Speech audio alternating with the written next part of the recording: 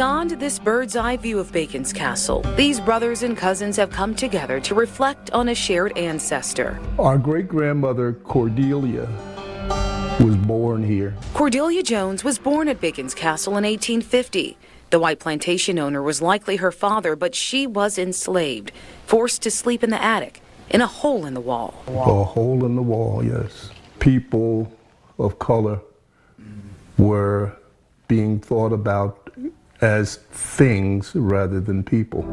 In the shadows of the mansion, a house a fraction of its size housed generations of enslaved black families. White history at a plantation doesn't exist without the history of enslaved people at the plantation. Peyton Young is a historian and genealogist. They've been peeling back the layers to expose revolutionary black history here. You found records of enslaved people who ran away from Bacon's Castle. Yes, I did. There was a small number of young men between the ages of 17 and 24 that ran away right at the start of the Civil War, and they disappeared completely. Young also tells me records reveal an enslaved man here was charged with participating in Nat Turner's Rebellion, a bloody uprising against white slave owners in Southampton County in 1831. But stories about the bravery among black people at Bacon's Castle isn't why most people know about it. Back in 1676, Nathaniel Bacon led a rebellion against Virginia's governor. Bacon rallied poor farmers to demand more land from Native Americans. They slaughtered tribes in their path and burned down Jamestown, too. And for a few months during the rebellion, some of Bacon's followers seized this home owned by the Allen family. Bacon himself was likely never here. But it was crowned Bacon's Castle nearly 100 years later, when Thomas Jefferson reframed the rebellion as a precursor to the American Revolution. We're preserving the house, but we're preserving every story that went into this house. Elise Whirling and Brenna Garrity with Preservation Virginia say preserving this house also means being direct about how the rebellion led by this land's namesake cemented race-based slavery in the U.S. You see, the wealthy feared their white indentured servants would rise up again, so the colonies created the slave codes. It's basically a series of laws that come up after Bacon's Rebellion, enshrining slavery as the race-based hereditary chattel enslavement system that would persist until 1863. Even after slavery's end, black people worked and lived on this land and in this house, including the Langhorne siblings' family in the 1930s. My aunt lived here years ago when I was a very little girl. Juliana Johnson, a celebrated midwife in Surrey, and her husband rented the former slave quarters. Unlike neighboring houses rented to white families, the Johnsons had no kitchen, toilet, or running water. They bided their time here until they saved enough money to buy a home of their own. They struggle to get where we are now, but there's still more to be done. And more to be taught about the entire legacy linked to this land. If you are a citizen of Virginia, this is your history. And I think people really need to grapple with that. For these men, grappling with what their grandmother endured here gives way to gratitude that her perseverance paved the way for their existence. I think she would probably say my soul looks back and wonder how we got over.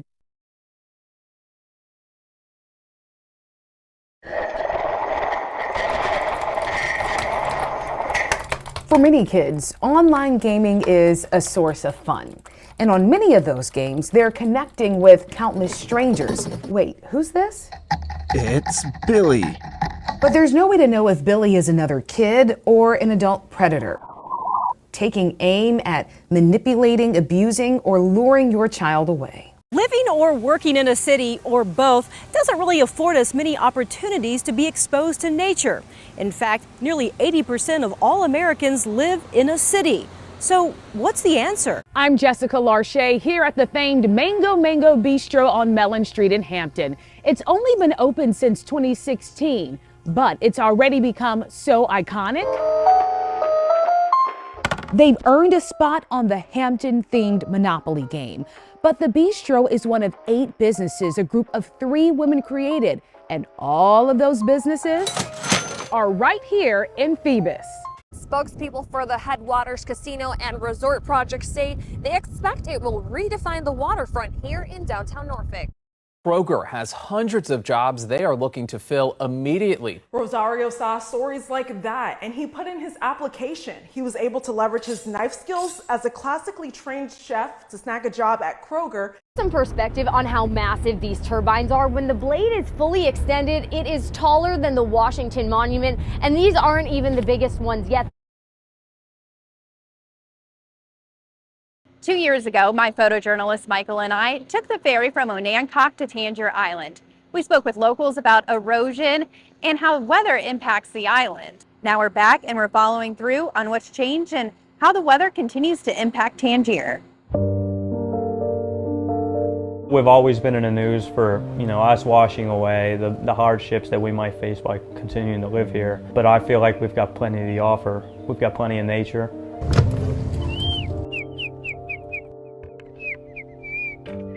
We'll go up here, we might be able to see some baby seagulls. And I believe just as much as us getting protection, I believe that they should be protected as well. We want to continue to live here and they shouldn't be forced to move elsewhere either. That's Cameron Evans. He's a photographer, guide. He also happens to be the vice mayor of Tangier Island. He's not only trying to save the land eroding from his home, he wants to build it back and bring back more wildlife. But you can look down here, but these are the eel grasses. This is where the crabs go in to shed. We got a lot of aquatic life here. The grass have actually came back pretty well. This is my photographers and my second time on the island. Truly unbothered by the outside. The people here have a unique way of life and a unique way of speaking. Whether you can hear my accent or not, it's Elizabethan, so it's Old English. But to local wildlife, Tangier is so much more. Evans said it's a great place for birds because they have no predators like they would on the mainland. So it's sad to see this washing away as well because it's forcing all these birds to move elsewhere. Throughout it all, we've continued to see life, living on these little bits of land. We spent most of the day on Evans's boat. He showed us where the island is eroding away. See right here, it's almost like a shelf. And you can see that's the base layer. This is a step up, and then right here is a step up. When the erosion comes, in your higher tides, it breaks more, of this area away. But on your normal tides, it continues to chip and chip away. We also got to see how most people on the island make a living. So these are hard crab pots. You can bait a hard crab pot. That's a pretty big Jimmy crab. So right now we're getting $200 a bushel for these, which is pretty good this time of year. There's an oyster toad fish. But here, if it's windy and rainy, you might not be able to go to work the next morning because, we live on the water, so that's where we get our money. You've basically lived here your entire life then? Yeah, just about lived. So how is it here living on Tangier? I love it. I'm full-blooded Tangierman. Michael. A Tangierman whose job is to keep the people here connected to the world outside. Bradley Thomas is the mailboat captain for the island. We caught up with him as he was unloading the mail. He goes back and forth between Tangier and mainland Maryland. Bad weather can make that journey difficult, but the job is crucial. Had to have the mailboat because we bring most of the supplies to the island.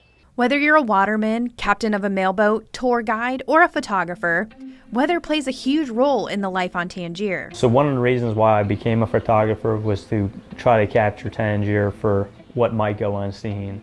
And I felt like somebody needed to document it. I have tried to document the island to my best ability and in hopes for future generations to be able to see, what I've grown up in, because it's sad, but it is changing, and if we don't get protection, that's just something that we'll be able to look back on. As the island gets smaller and smaller, the hopes for its future continue to grow. Hopes for replenishment, for wildlife rehabilitation, and an understanding that life on the island is worth saving. If somebody asked me what Tangier Island is or where it is, I'd say it's a small island in the middle of the Chesapeake Bay that's got a rich history. April Loveland, News 3.